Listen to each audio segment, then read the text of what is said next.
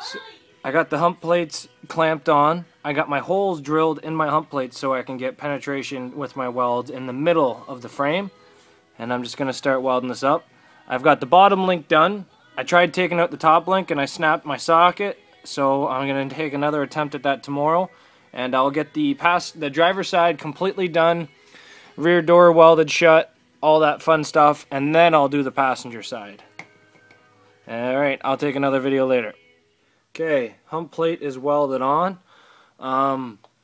Bottom, both sides, all the way over. So all that's left to do on driver's side is the top control arm, finish dimpling the body, weld that door, and that's just about it for back here. And maybe do the trunk, but the trunk I have to do all in one, so maybe I'll just wait for both sides to be done. But more progress made today here, buds. And bottom links on driver's side back here, and they're all stuffed and installed. Let's see if we can.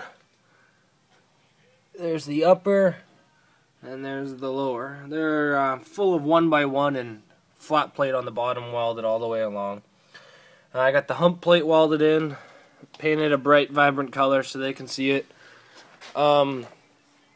I can do the trunk and stuff, and I can weld the doors. I've started on the steering column right here.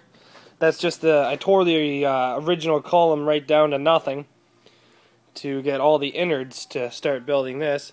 But I don't really want to do the steering column until I have the motor in. So I'm thinking that's what today's challenge is going to be. Inside this Yukon over here, I have my old lowrider truck motor. There's my lowrider truck. Now I've sold the body, and I've sold the transmission in this one.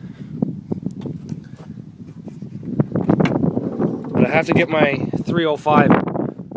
Now this is a 305 I built when I was in high school, and it's maybe got 5 kilometers on it since then, because I finished that truck in first test drive.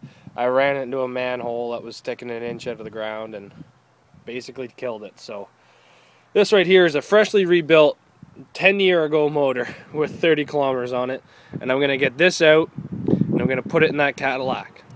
It's going to have distributor protectors and all that fun stuff, but yeah, we'll get this thing out today. I'm not sure if I'm going to use my tractor or the engine crane. My girlfriend's sleeping, so I don't really want to make too much noise, but I got to pull this Yukon ahead.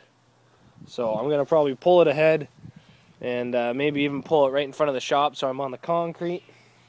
I'm going to pull the motor out, pull the rad out, leave everything else, and sell everything else out of this. I got the motor out. It only took me about 30 minutes. So I'm going to bolt it to the transmission and start building a distributor protector. And I'm also going to build a transmission brace, and it's going to go over top of the carb. It's going to be a fancy one, fancy dancy. But yeah, I'll start building this and I'll let you guys know. Okay, so I got the motor and transmission mocked up in there. Now, because it's an older style Cadillac, the steering is on the backhand of the front cross member.